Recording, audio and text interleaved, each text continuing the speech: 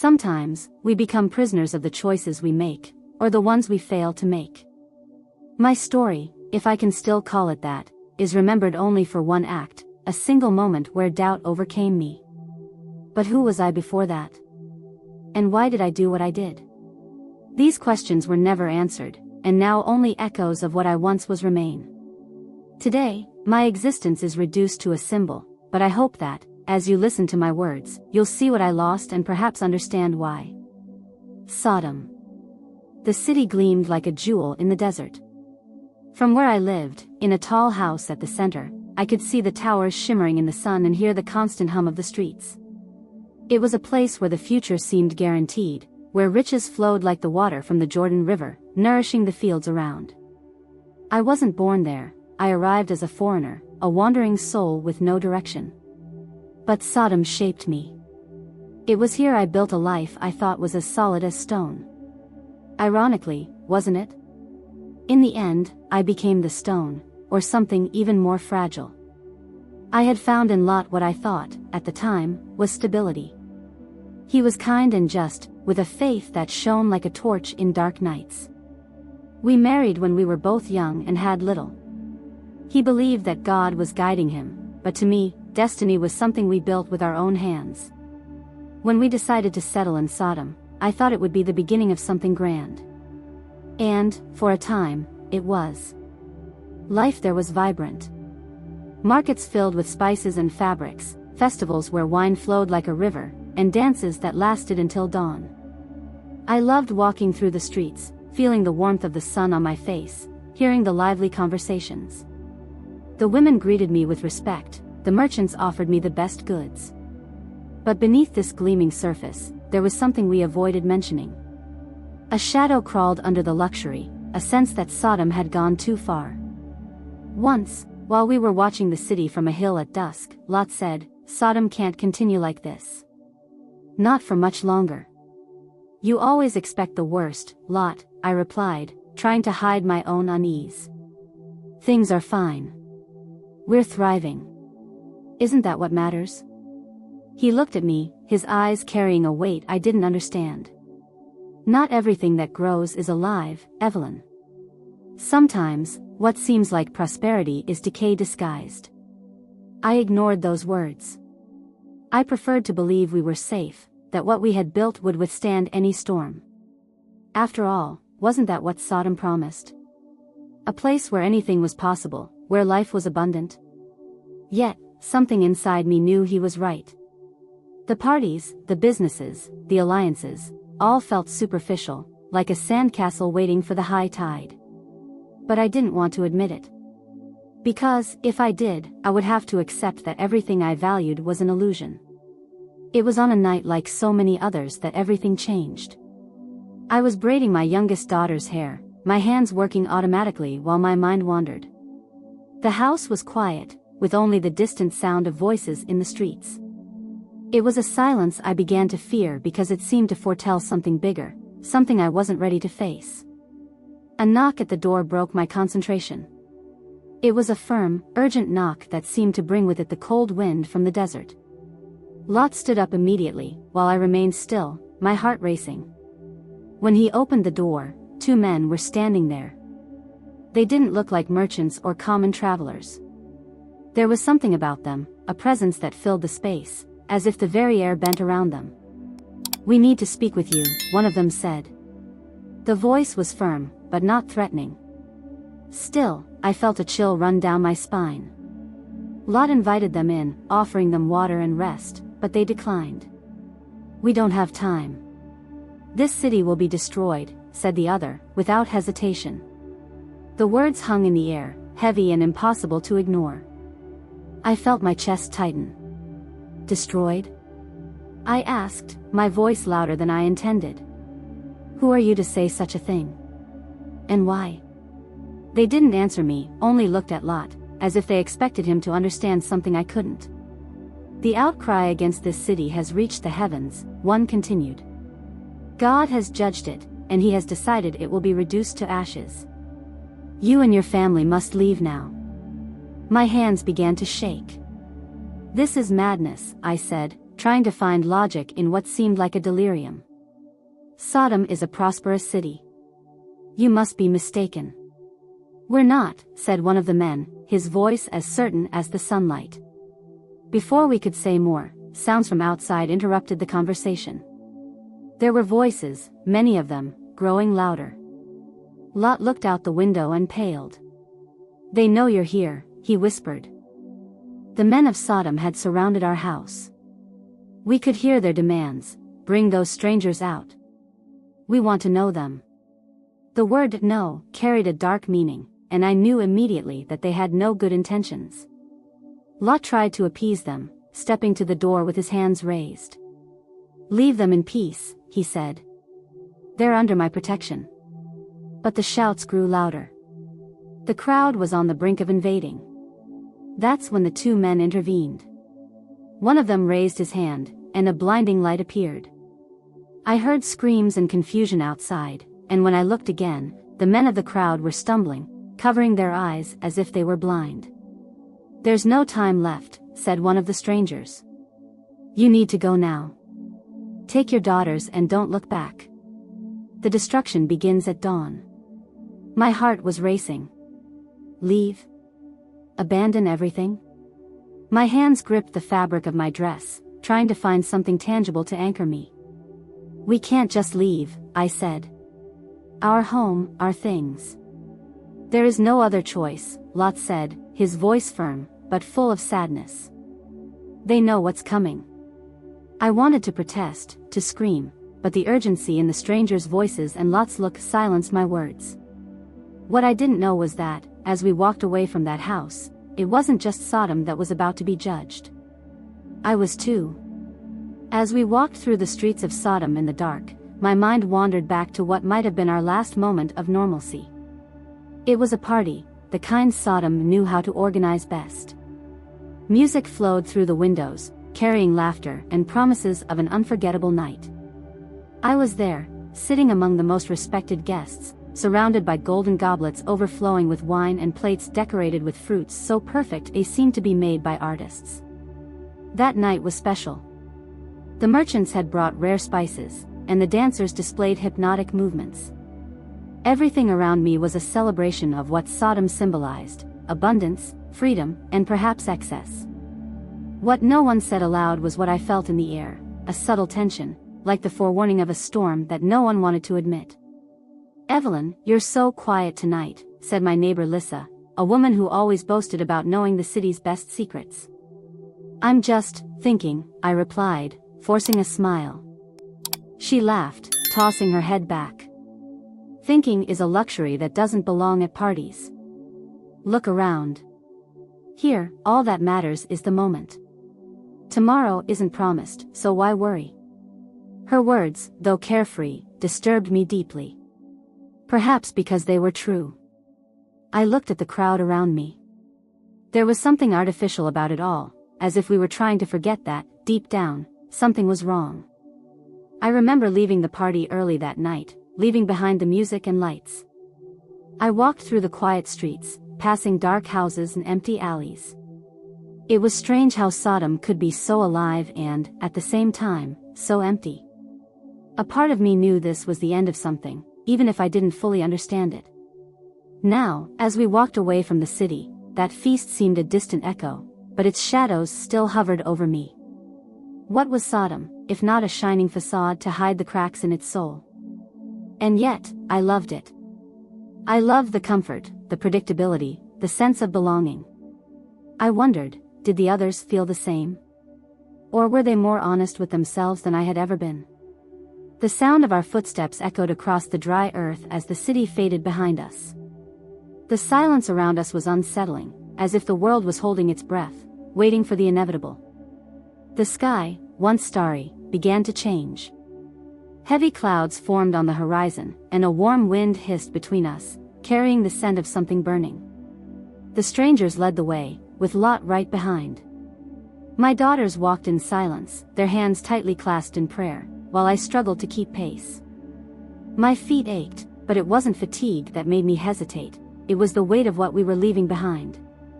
Every step felt like a cut, a disconnection from what I considered my life. I looked at the back of Lot, his posture firm and determined. How could he move forward so easily? Didn't he feel the same emptiness I did? Lot, I whispered, but he didn't answer. Either he didn't hear me, or he chose to ignore me. Suddenly, a terrible sound broke the silence. A deep roar, like thunder mixed with explosions. The ground trembled beneath our feet, and my daughters screamed, clinging to one another. I instinctively turned, but stopped myself at the last moment. I couldn't look back. The stranger's words hammered in my mind, "Don't look back." "Evelyn, keep going," Lot said, his voice thick with urgency. But I couldn't stop thinking. What was happening? How could Sodom, with all its lights and life, simply cease to exist? It was impossible to imagine. The city that had been my home for so many years, that had shaped and defined me, was being consumed, and I couldn't even look. Another roar echoed, followed by a blinding light that lit up the sky. I felt heat on my back, so intense it seemed to burn my skin. The sound was like a scream, a wail that couldn't be ignored. My hands trembled, and my feet faltered. "Keep moving," one of the strangers commanded, his voice like a divine order. But my mind was conflicted. What if they're wrong? What if it's not that bad? What if I can never see what was my life again? These questions consumed me, and each step grew harder. My daughters cried softly, while Lot murmured prayers. I wanted to scream, to ask why we were being forced to leave everything behind. It wasn't fair. It wasn't right. When we started climbing the hill, I saw the top, which meant safety. But instead of relief, I felt despair. We were far enough now to never return, but not close enough to feel saved. I stopped. My legs couldn't move anymore. The heat behind me was unbearable, and the sound of destruction pulled me like a magnet. I need to see, I thought. I need to see what we're losing. My whole body shook as I turned my neck, ignoring the voice inside me shouting to keep going. I knew I was disobeying, but deep down, I also knew it was too late to regret it. And in that moment, I saw. When I turned my neck, the scream ceased, and for a moment, everything was silent. My heart pounded so loudly I could hear it. Then, my eyes captured the scene that words could never fully describe. Sodom, the city that had been my home, was on fire. The sky seemed to have been torn apart, and from above, a storm of fire and sulfur consumed everything it touched. The majestic towers that once gleamed in the sunlight crumbled as though they were made of sand, and the streets, where life had once flourished, were now swallowed by an incandescent glow. I didn't know if I cried or screamed. My mind spun, lost between the horror of what I was seeing and the pain I felt deep in my soul. Everything I loved, everything I had built, was being destroyed before my eyes. It was in that moment that I remembered something Lot had promised me, many years ago, at the beginning of our marriage. "Whatever decision we make, Evelyn," he had once said, holding my hands firmly, "it will not be just by faith. There will be room for reason. We will be partners in this." Those words had comforted me. Back then, I didn't understand the depth of Lot's faith, but I believed we could find a balance between his spirituality and my practical view of the world.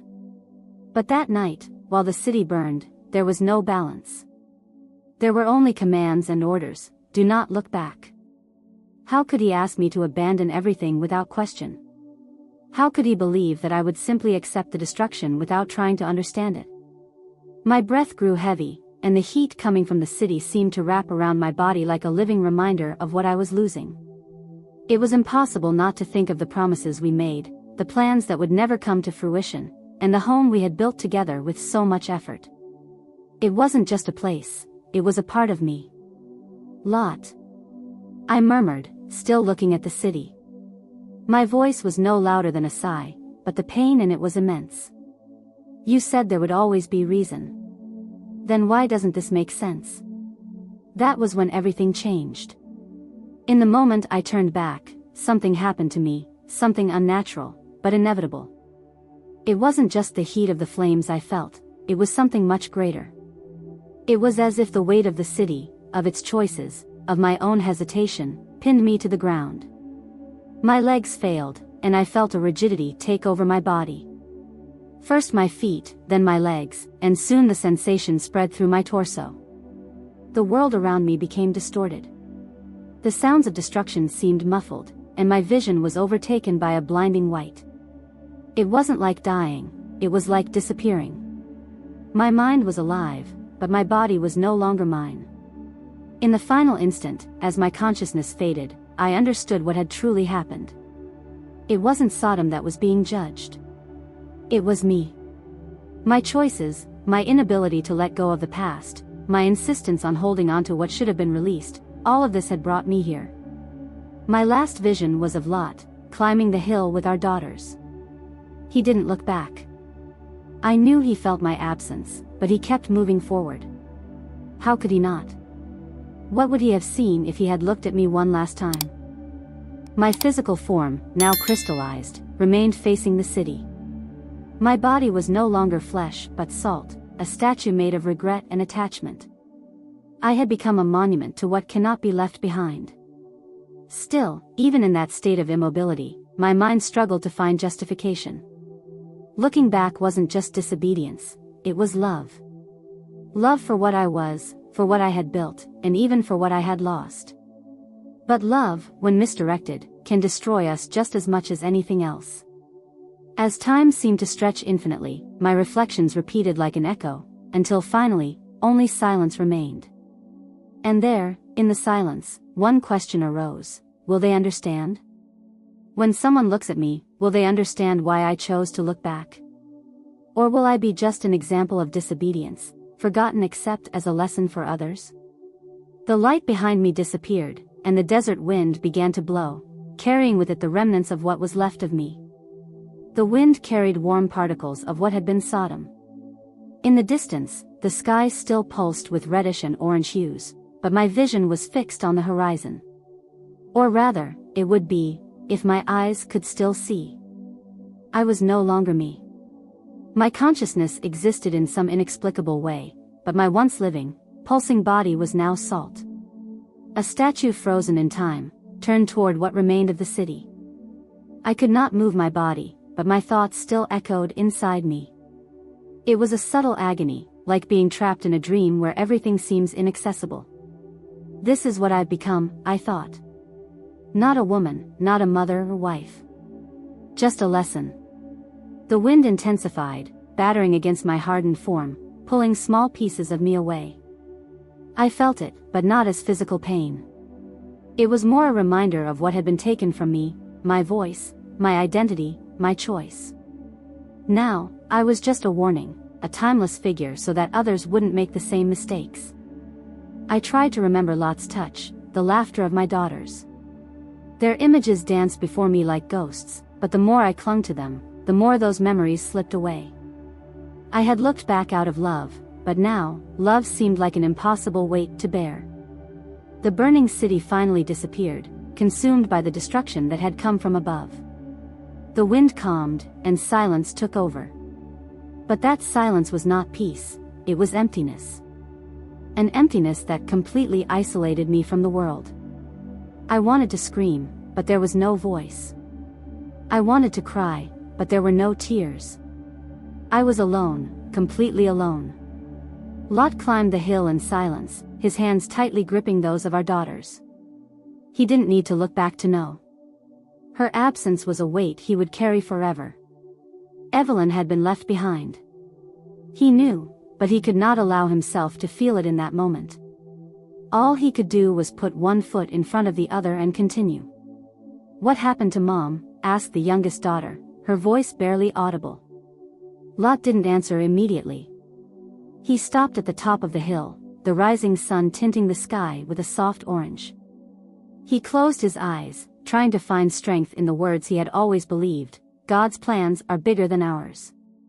But in that moment, those words sounded hollow. "She looked back," he finally said, his voice breaking. She couldn't. She couldn't let go of everything. The daughters fell silent, exchanging furtive glances. The older one, usually calm, could not contain the anger that bubbled up inside her. She wasn't weak, she said, crossing her arms. You know that. Why would God do this to her? Mom loved the city, but that doesn't make her bad. Lot took a deep breath, but he had no answer. He knew Evelyn wasn't evil. He knew she was a strong woman, but she had struggled with her own ghosts. Not everything is a matter of good or evil, he said, more to himself than to the girls. Sometimes, it's a matter of choice. And choices have consequences. As the sun rose, illuminating the desert ahead, Lot's daughters began to murmur among themselves. They spoke about their mother, recalling small moments, how she used to comb their hair, hug them before bed, or take them to the markets to choose fresh fruits. Each memory was a spark, a reminder of what they had lost. She was more than what happened today, said the older daughter, wiping away her tears. And I will never let her be remembered only by that. Lot looked at them and saw in his daughter's eyes the strength that Evelyn had passed down to them. He knew she was there, in spirit, in their words and in their actions. Although her body had turned to salt, her legacy lived on. The desert wind never stopped blowing. It swirled around me, tearing away small, constant pieces of my new form. Where flesh had once been, there was now only salt.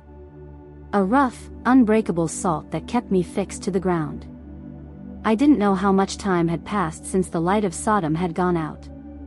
The day had dawned, but for me, time was irrelevant.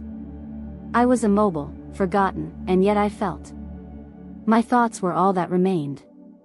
They spun in circles, always returning to the same question: why did I look back? Was it really a matter of choice? Or was there something inside me, something unavoidable, that made me turn? I had been transformed into a symbol, but what kind of symbol was this? A warning? A judgment? Or just a story to be told, stripped of my humanity? As the wind carried away grains of salt that had once been part of me, I wondered if anyone would ever understand. Lot and my daughters were probably far away by now. I could see them in my mind, climbing the hills, breathing the cool morning air. My daughters, oh, how I wished I could touch them one last time. They would never understand why I stopped. Or would they? Perhaps, one day, they would remember who I was, how I loved our home, our life, and feel the struggle I fought within myself that night. My memories began to fade, but still, fragments persisted. I remembered the sound of children laughing in the square of Sodom, the warmth of the sun as we walked through the markets, and the way Lot held my hand when he was worried.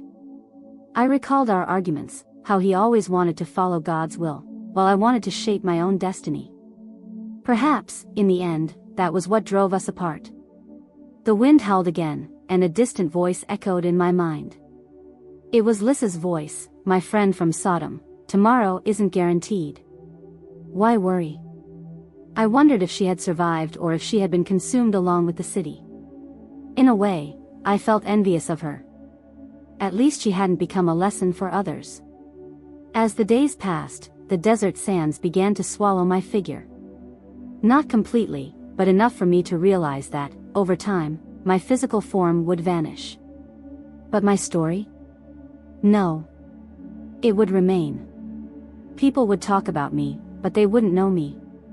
They wouldn't know what I struggled to leave behind or what held me back. In that moment, as I felt the world slowly fade away, one final reflection came to my mind. Perhaps I looked back because I wanted to keep a part of Sodom alive within me. Because, despite its flaws, it was what I knew, what I loved. The sun finally set, and with it, my consciousness began to fade. Before it disappeared completely, a single phrase echoed inside me: they will never know who I was, but maybe they will understand what it means to be human.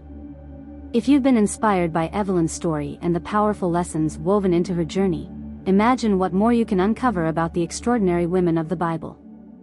The virtues of women in the Bible, timeless lessons for modern life, is your gateway to deeper wisdom, renewed faith, and life-changing perspectives. Learn from Hannah's unwavering prayers, Esther's bold courage, Abigail's wise diplomacy, Ruth's enduring loyalty, and Mary's humble obedience. Their virtues are not just historical, they are tools for overcoming your own challenges today. Scan the QR code on the screen or click the first pinned comment to access this transformative ebook. Begin your journey to a life of faith, purpose, and happiness with these inspiring mentors by your side.